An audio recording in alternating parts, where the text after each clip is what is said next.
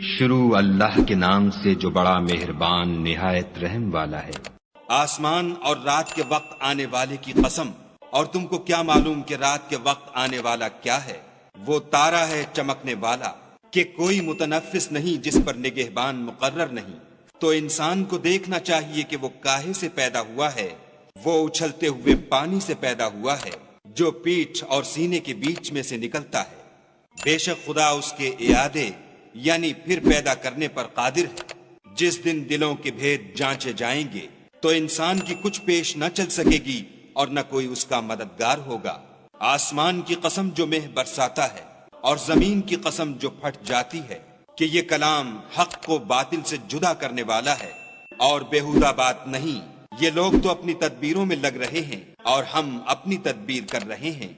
तो तुम काफिरों को मोहलत दो, बस चंद रोज ही मोहलत दो।